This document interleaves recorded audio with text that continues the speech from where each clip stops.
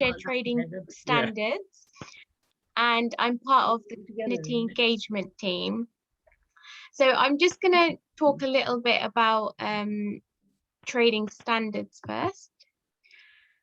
So our responsibilities. Now we cover weights and measures, product safety, quite a lot of things. So I won't go into all of them, but the areas that I work quite closely with is firstly community engagement. So we do a lot of scams talks. We go out and install core blockers for vulnerable adults and sometimes vulnerable children. And I also work quite closely with the Doorstep crime team as well. So they go after rogue traders. So some of you might, you know, for instance, you might get knocks at the door asking if you'd like your driveways done. And they might well be legitimate businesses, but unfortunately, a lot of the time they're not, and they are rogue traders. So today's session, I'm going to go mostly, you know, I'm going to speak about scams, but feel free to ask me any other questions if you have about trading standards, and I'm quite happy to answer them. As and if I'm not sure about the answer, then I can get back to you. Here there's a picture of some of my colleagues who work with illegal tobacco team, and so they. Marianne, Yes. can I ask you a question? Absolutely. Do you work in conjunction with the PCSOs? Yes, yes. Because I had something come up on my computer the other day about crime that was being committed. I don't know if it was in this area or Blackbird Leys or something like that. And I found that quite useful and interesting actually to see, because I was surprised that it just came up automatically on my computer. Oh, right. Do you think it might be a notification, or do you think there might be a scam? Because I know there are some scams that if you... Well, do they masquerade as police officers now? Yes, some scammers do. Yeah. Really?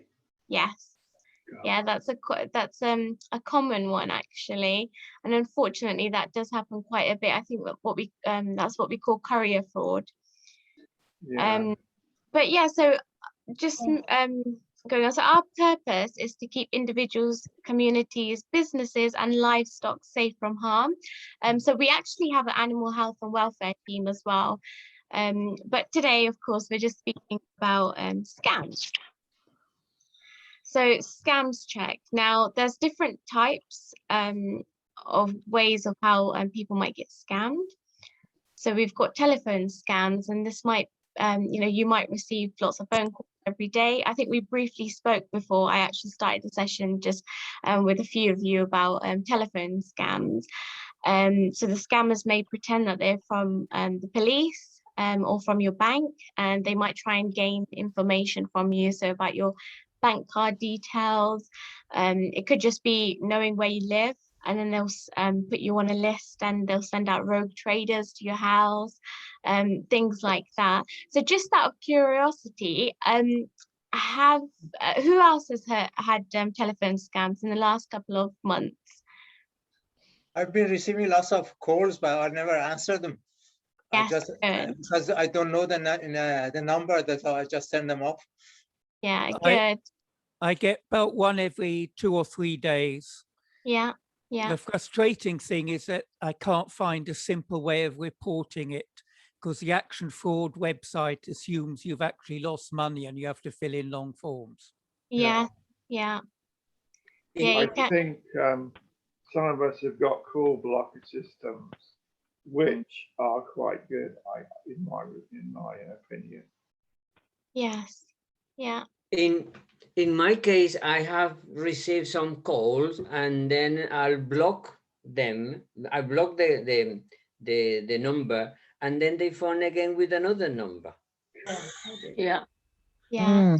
Yeah, that's persistence. I know I blocked the number, but they're still ringing. Yeah. Yeah, yeah, unfortunately, that's something that the scammers do. So the numbers they use, it's not like how me and you would have a SIM in our phones and we can, you know, if we change our number, it will take a long time. They actually have a list of numbers that are theirs, and they can use them, they can change their numbers all the time. So it doesn't matter how many times or how many numbers we block, they can just come up with new numbers very quickly, which is I think one of the really frustrating things. I mean, I personally say on my mobile phone, we've had quite a lot of telephone calls. Usually before COVID, it used to be just my granddad who'd receive the telephone calls, but it's actually me now. My dad gets them, my sisters do as well. We, you know, regularly, almost every day, we receive a telephone scam. Sometimes when we answer the call, without realizing it's a scam, no one's actually there. Do you, Marianne, Yeah. do you work with the fraud squad for some, I can't think of the right word, but because you see these programs on TV Yeah. about the fraud squad going in hard and working with the police. Yes. And Yeah. have they got the power to smash doors and get in and arrest people? I'm not quite sure. Some of them will have their own powers. Yeah. I'm not sure what powers they have though, because there's different. I mean, action fraud I know are quite close with the police. Yeah. But I'm not too sure about that. But I mean, we work with the scams team and the national scams team as well, which is part of Trading Standards. Yeah. And I know they do their own investigations and so on. And of course, they have powers Yeah. to do that. Right. Maryam, I think sometimes they that they work with you work with the neighborhood watch Yes, coordinators, and I think that if you have a problem, sometimes reporting it through your neighborhood watch coordinator, like Maggie Lewis is our local neighborhood watch coordinator, who coordinates all the local neighborhood watch people who are involved in neighborhood watch throughout Oxford. And actually belonging to the neighborhood watch is a very valuable service that any of us can do, and we can just keep a watchful eye on, you know, what's happening in our area and report it through Maggie Lewis, who then connects it with, you know, the particular people that may be able to prevent any further criminal action, or highlight a situation in which people that are criminal intent will be, you know, identified through the police and through other methods. So yeah, definitely. I think you know, we do you know, do quite a bit of work, you know, and just stay in touch, I guess, with Maggie Lewis. And I you know, definitely recommend just signing up to her newsletters that she sends out quite regularly. And it's just a really nice update to have, you know, especially, you know, nowadays when we're not really able to communicate with everyone and, you know what's going on. So it's quite nice to do that. And of course, let her know if there's things going on in your neighborhood that you're, you know, that you want to report. Just let her know, as well as, you know, the police, and she can always get more information about who to go to. Yeah, thank you for mentioning that, Cecily. That's okay. Other scams are online scams. So, you know, if you receive suspicious emails or visiting websites that are dodgy without even realizing. So, before, you know, early when I just joined the call today, I was just speaking to a few of you about how my dad, who I regularly tell him about scams, and I'm always telling him, Dad, be very careful. And he managed to click on a very dodgy site, but he, you know, it looked like a legitimate website, so it was quite difficult, you know, to tell that it's not, sorry, that it's a scam. But you know, it just shows that it can happen to anyone, and especially, you know, some emails, some of you might have received these. So when you get an email from a friend of yours saying that they're stuck abroad and they need money, So that's a common one, and it's quite easy to just click on the link or just straight away send money to them. But you know, our advice is the same, to just ring up your own friend, so the number that you have for him or her, and just check in and to make sure that it is legitimate. Yeah. And then we've got postal scams. I'm quite interested to know, have any of you received postal scams? So that's when you get letters in the post saying that you've won the lottery, or prize draws and things like that. Have any of you received any of them recently? Not recently. In the past, I used to leave lots of letters that I won a prize lottery in Spain, Yes. but not recently, not the last 2-3 years. Yeah. I have in the past, but not recently. Yeah. I think my mum actually received one, which was quite interesting. Never, you know, she doesn't use the internet much, not, you know, ever, you know, filled in anything. So clearly somewhere, somehow her details have been, you know, published somewhere. And so she received quite a lot of catalog scams. So where they were sending out these catalogs with items in there and, you know, claiming that they have these amazing products, but it turned out the business didn't actually exist. It was just a scam. So that's a common one as well. And it's just one to watch out for. And then of course we've got doorstep scams. So I told you a little bit about them. Doorstep criminals visit people at home and might tell them that they need something fixed. They do poor quality work or work that doesn't need to be done and charge really high prices of fees. So this is quite a common one. I think during the pandemic, I don't think it's happened that much, but it has happened. Still had cases where we've you know, had to deal with victims that have been scammed with a lot of money.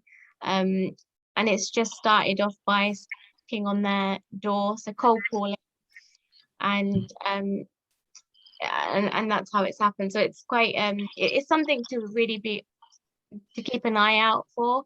So even for your neighbors as well. So if you notice you know, some traders just knocking on their door, so cold calling, just think, oh, should I, you know, just have a word with my neighbor, just check in, hope she's okay. Things like that. But have any of you had any doorstep traders knocking on your door during the pandemic? Yes, I've had one or two that wanted to do my driveway. Yeah. And one or two that have said that the outside of my house needed painting. And you know, they would you know, sort of waterproof my house, outside of my house. Yeah. I've had quite a few offering to do the driveway or the gutters. One of them really persistent until I told them I told him to piss off. Well done, David. This is no. Initially, they seemed reasonable. They were quoting prices. I compared it with someone who worked for my neighbours. They lowered the price. By the time they would say nothing up front and charge £400 for the whole driveway in a year's time, I knew they couldn't be serious. This is from Haddington. Yeah. I always say, if someone knocks on the door to do your drive or roof or whatever to your house, just say no. Yes. Yeah. Always go off and get free quotes from somewhere, you know, so it's written down. Yeah. I can't see who just said that, but yeah, I completely agree with you. That's our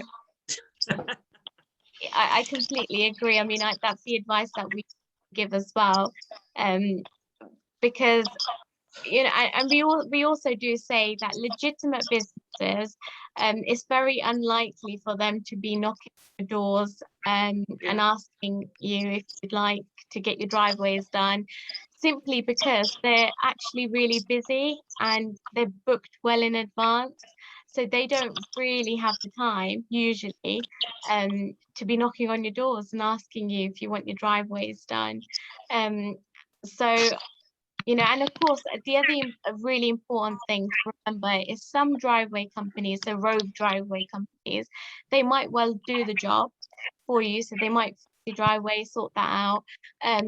But a lot of the time, there's modern day slavery involved. And so, and of course, other, you know, criminal activity.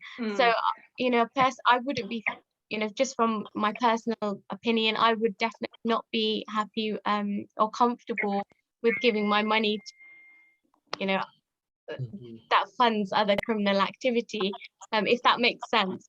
So it's just something to, you know, keep an, you know, I guess an eye out. There are other, you know, and I've not heard about these for a long time, but Nottingham knockers.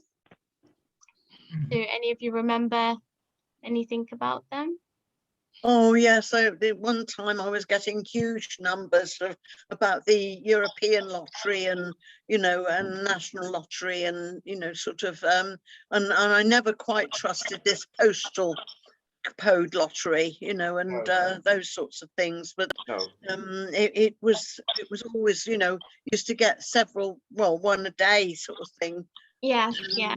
And it was really annoying. Yeah, absolutely. There have been some on the Census Scam as well. So of course we all recently did our census, but there have been some scams about to do with the census as well. So it does go to show that the scammers are very clever. They're very sophisticated in what they do, and they you know, they can quickly change their game. They can, you know, quickly come up with new scams straight away. Anything that happens. I mean, when we had a couple of years ago, I think it was when we had I think it was Thomas Cook, and a lot of people needed refunds for their holidays.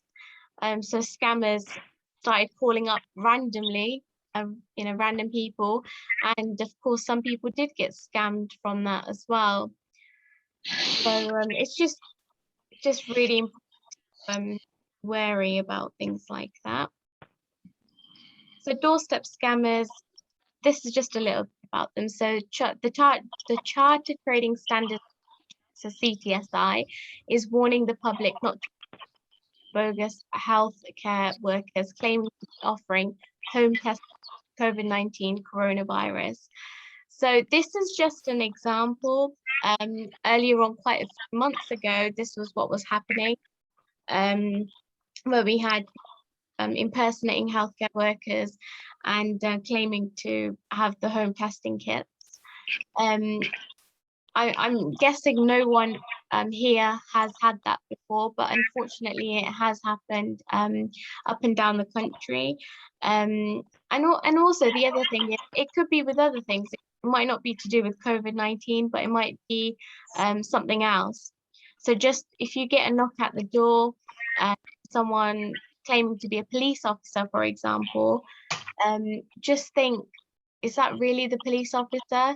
Because we've actually had quite a few cases where, you know, might come around claiming to be the police and saying something about there being a warrant out for their arrest, and that if they don't give them, I don't know, £6,000, and they don't go take out that money in cash now, then they'll be arrested. And of course, that can be very scary, especially if you're living on your own.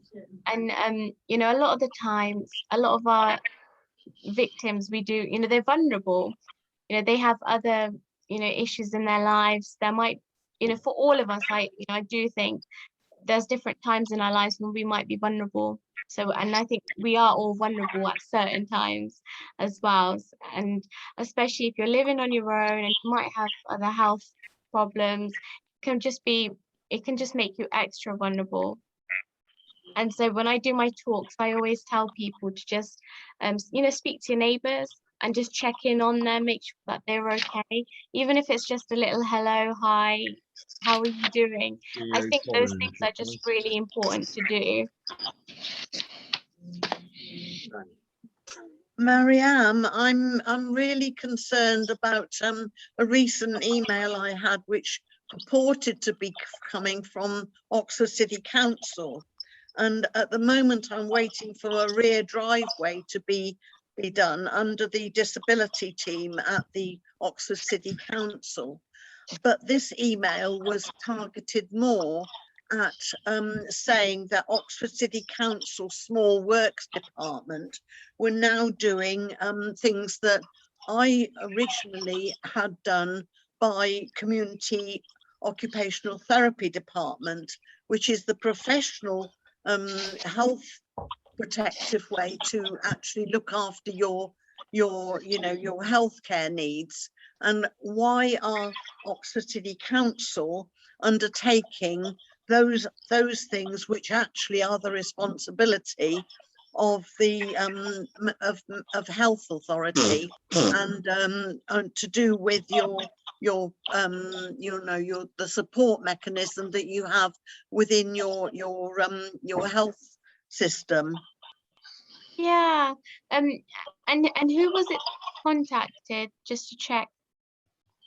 I tried to contact the lady that I know, Michelle Millard, who is the disabilities administrator for the Oxford City Council disabilities team, and she didn't answer my email, and she didn't actually ring me, whereas I did ring and say, please could she ring me, and she hasn't replied. And I know they're all still working from home, so it's been extremely difficult with this ramp issue going on for well over 2 years now, and now I'm nearing the chance to get it done, but I'm worried about that email and about whether they're actually targeting vulnerable people and actually whether it's legitimate or not.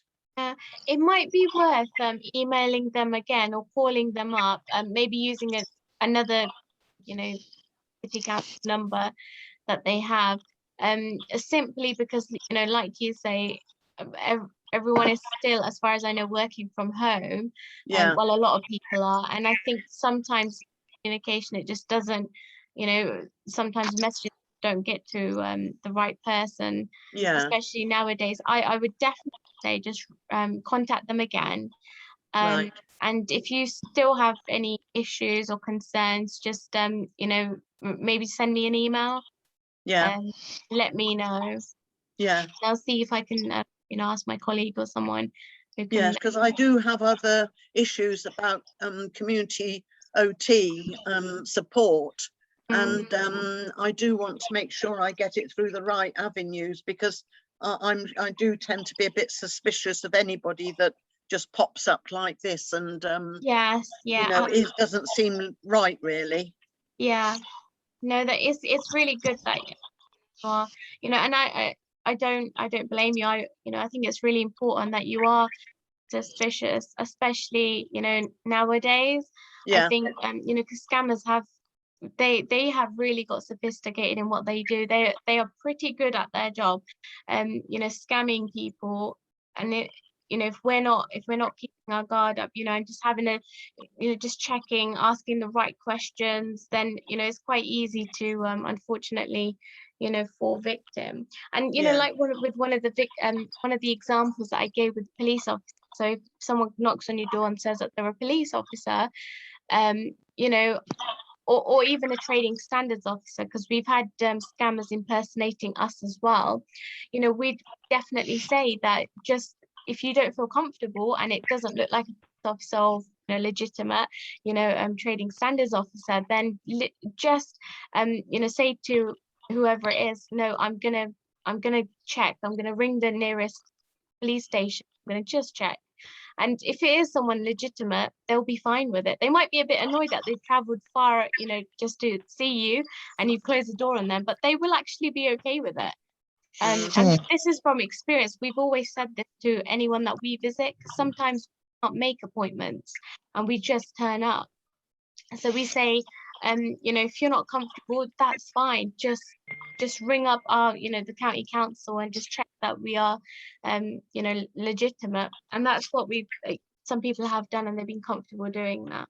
So just an example. Here's another example with the fake vaccine. Have any of you heard of this story? This was Yes. yeah. Yes. So it was you know, very sad case. It January where this individual, sorry,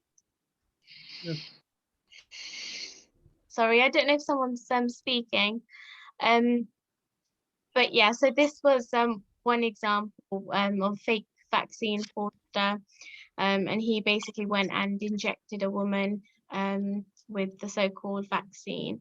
I think this was way before vaccines were available for you know, more. I think it was just when it was starting.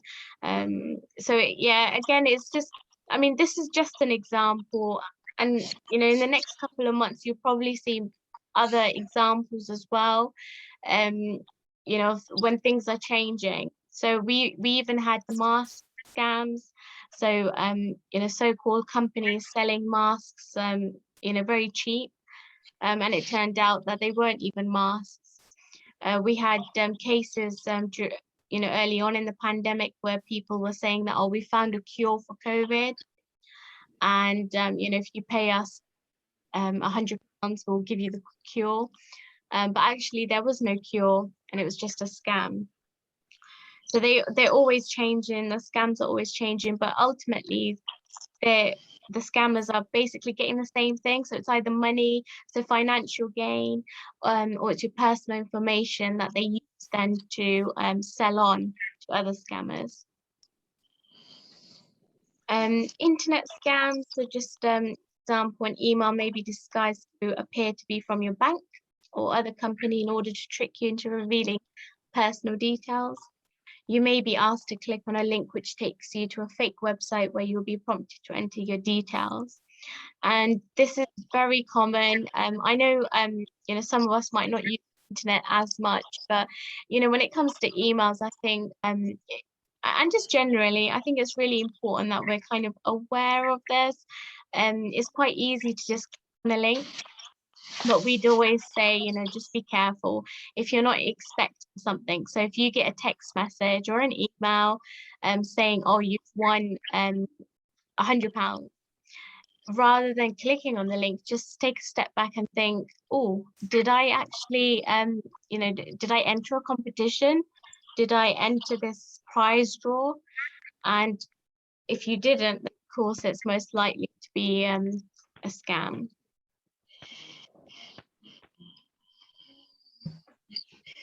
So this is another, I can't really see the screen properly, but yeah, so this is another example, urgent payments.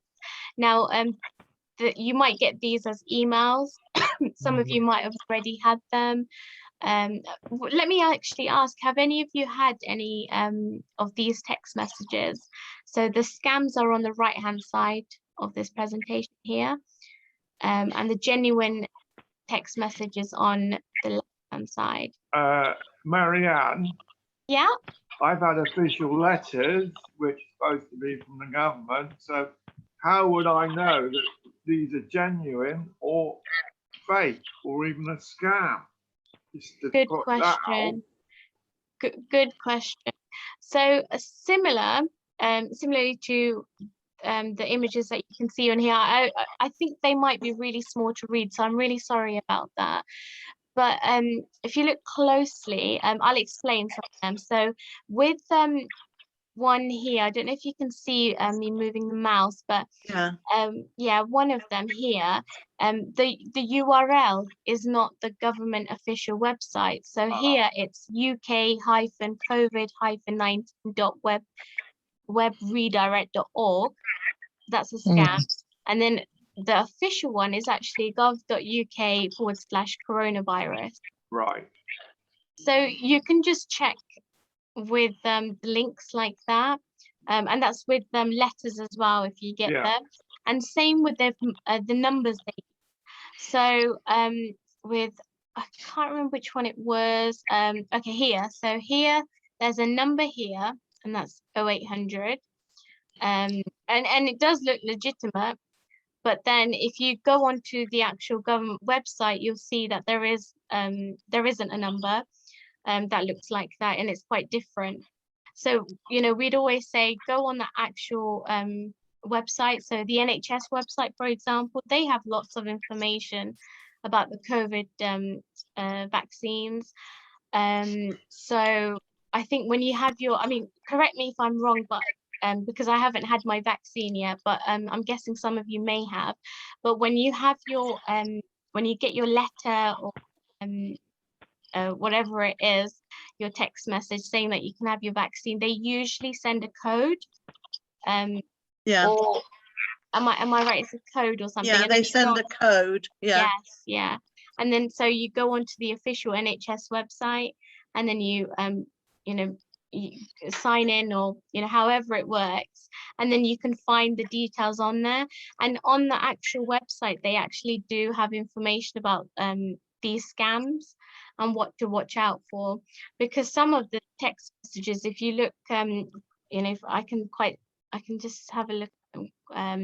They do look legitimate on first glance. So even with this website, it looks like the official gov.uk website, but it's not. And there's a lot of you know, like for instance, spelling mistakes or grammar that you wouldn't expect on the official site. So that's just something to watch out for.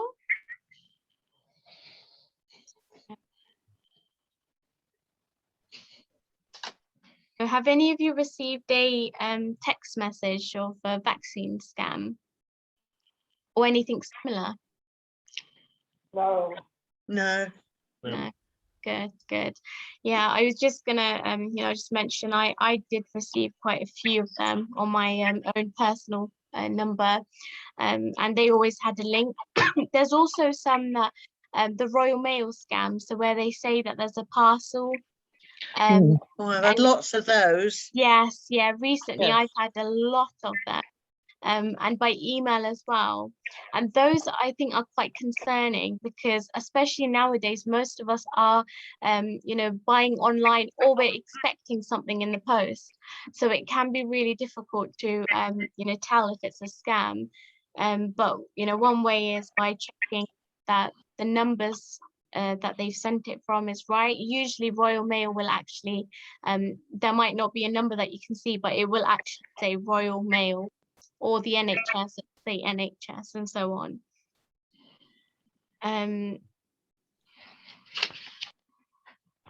So this is just an example. It's a text message saying we have identified that you are eligible to apply for your vaccine. For more information to apply, follow here. So you can see where it says we have identified that you are. So there's already a mistake there. And then here, this URL looks, takes you through to an extremely convincing fake NHS website that asks for your personal details, your bank card details, in order to check your identity. So this is a website that it comes up with, and it looks very legitimate to me on first glance. It looks very similar to the official NHS website. But when you look very closely, you'll see that there are, you know, some maybe spelling mistakes, and then you can see the URL up here. Oh, that's not the NHS official one. So spelling mistakes on the site and in the text message itself, which are classic signs of a phishing scam. And so we've got this one as well. This is another one. So this is one, you have been selected to receive a coronavirus vaccination. I think this scam is still going on. So this is just another one to just be careful about. So here, I've got an arrow pointer there. So if you click on accept invitation, and if you, before you click on it, if you just scroll over, you can see that it comes up with this link. So you know that it's a scam, because that's not the official NHS website. So by hovering over the link, not clicking on it, you can see what the link is, and it isn't the NHS. Do any of you know which one might be the scam from this?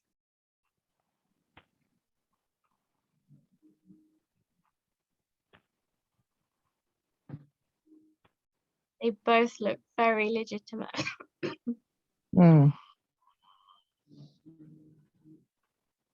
Yeah, both dodgy. Hang on. I think the second one. Yeah, it's a scam. So can you see how they both do look very legitimate?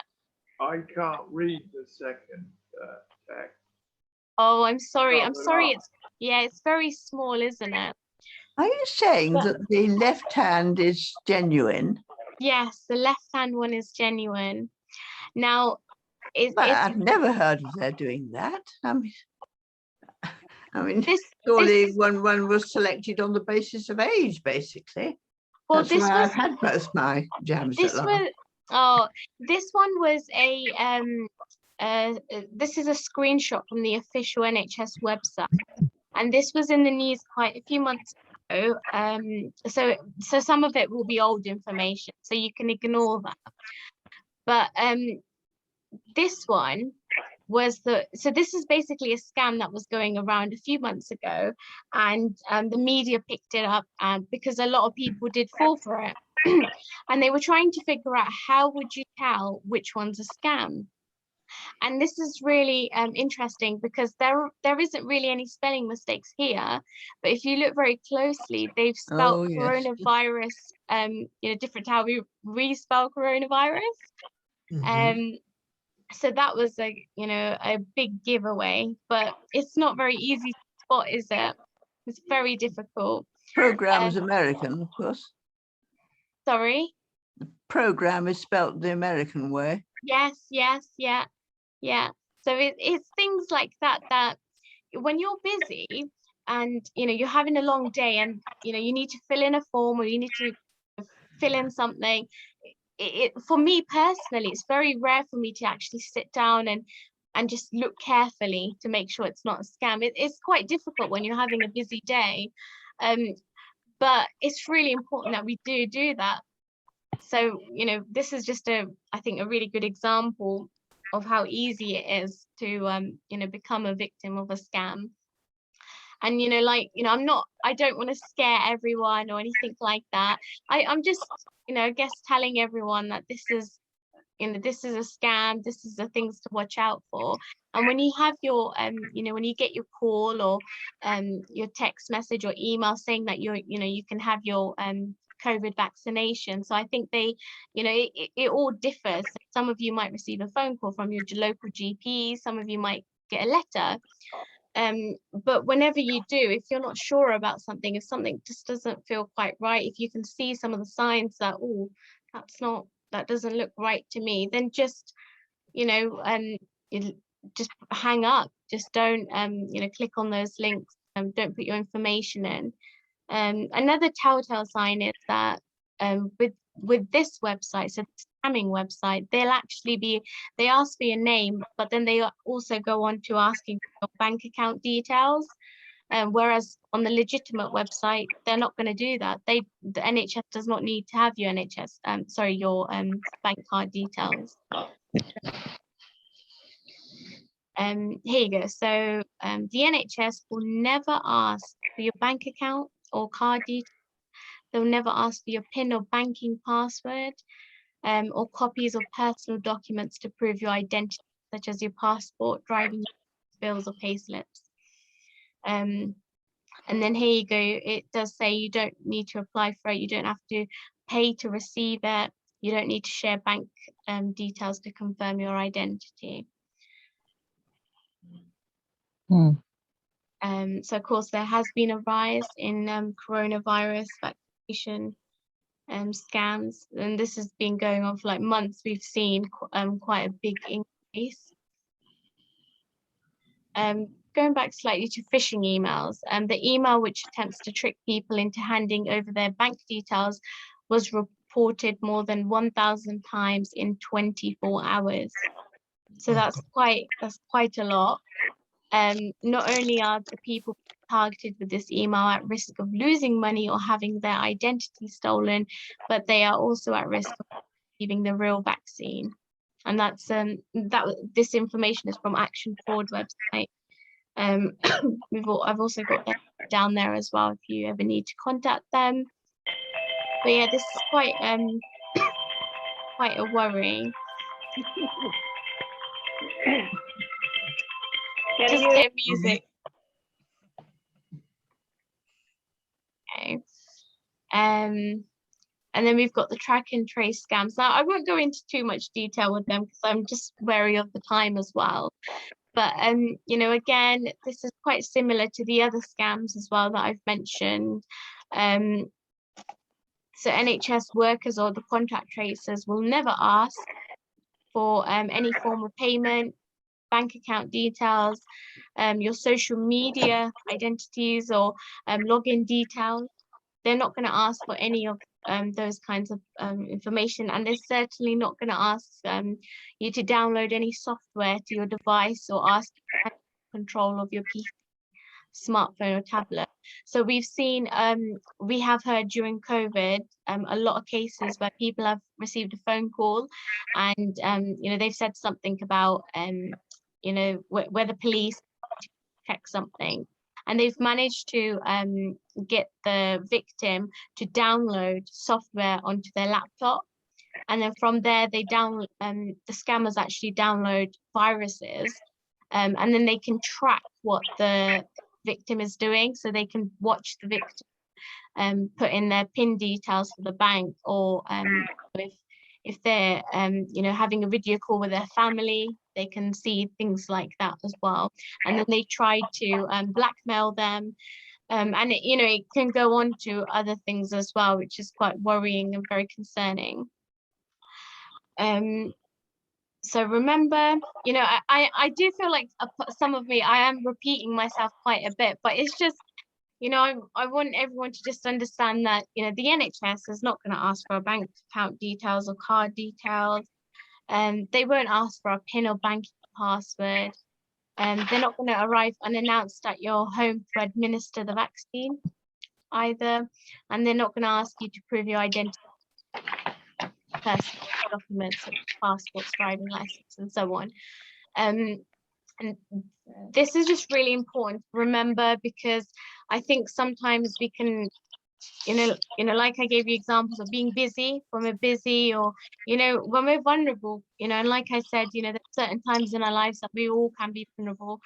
We make, you know, decisions really quick, and we're just thinking, oh, no, we need to do this now. If someone's knocking on my door saying something about the driveway or the guttering needs to be fixed, we make a quick decision and say, yes, yeah, do it, and I'll pay you. But actually, we should take a step back, and we should just think about it before making those decisions. And I think, you know, ultimately, it's really important that we share this with others as well. So our neighbours, our family and friends, just so we can spread, you know, the information and others are aware as well. So be cautious. These are the most important things that you know, we should all remember, that be cautious and listen to your information. If you are contacted, not know, either in person or by phone or online. And don't be afraid to hang up the phone, bin the letter, or delete the email or text, especially if something doesn't feel right, then it probably isn't. And if you cannot be sure, check with someone you trust, or contact Citizens Advice or Action Fraud. So those are the two contacts that we would give as well before. So, you know, and I think some of you probably already are aware of this. So they're just some tips for having strong passwords, updating your software, keep, you know, backing up your data, having antivirus on your laptops and phones, and don't click on links or attachments, turn on two-factor authentication as well. Don't share everything on social media. I mean, you know, this is also for young people as well. I definitely would say, I always tell my sisters, be careful what they share online, because anyone can use that information, you know, whether that's a scammer or, you know, another, you know, criminal. Don't use free Wi-Fi for everything. So especially if you're, you know, say, you know, in your local cafes, there's free Wi-Fi. So if you sat there, you know, and you're thinking of doing a banking, we'd probably advise that you don't do that. Report all fraud and cybercrime to Action Fraud. So the numbers are there. Just as, but I can put that in the chat after as well. Always question requests for personal information. So if someone's asking you personal questions about your personal information, say bank details and passwords and things like that, just check, why do they want to know that? And a legitimate person will not mind you asking about that. Okay, now finally, just a few things. So trading standards, we've got doorstep stickers and lots of scams information that we can send out to you. So if you need a doorstep sticker, so just let me know at the end of this call, or Cecily, or David, and we can send them out to you and to anyone else that might need them. And it's just got lots of good information on there that you can use. So I spoke briefly about census scams. That's what happened. People were impersonating the census team and trying to gain personal information. The one to watch out for at the moment is investment scams. So it's when someone offers you a fake but often convincing opportunity to make a profit after they hand over a sum of money. It's fictitious, so it's not real. It doesn't exist. The investment exists, but the scammer takes the money instead of putting it in the opportunity. So it could be things like art investment scams. So they might say, oh, you can, or it could be wine investment. So I've got some examples here. So wine, art, land, diamonds. These are very common. So we deal with a lot of victims that victim to this type of scam, so investment scams. And here are some contacts that you might want to make a note of. So if you get a suspicious email that you received, you can forward it on to this email address here. Suspicious text message, you can forward it to this number, and it's free of charge. And if you believe you are a victim of fraud, please report to Action Fraud. Here as well on the right-hand side. I'm quite happy to email this out if it's easier. The other thing is, I almost forgot actually this, is that trading standards, we actually provide call blockers. So if you receive a lot of phone calls and you've tried all sorts of things to try and stop them and it's still not working, then we can install them, or we can send one out to you and you can install, or ask a family member to install for you.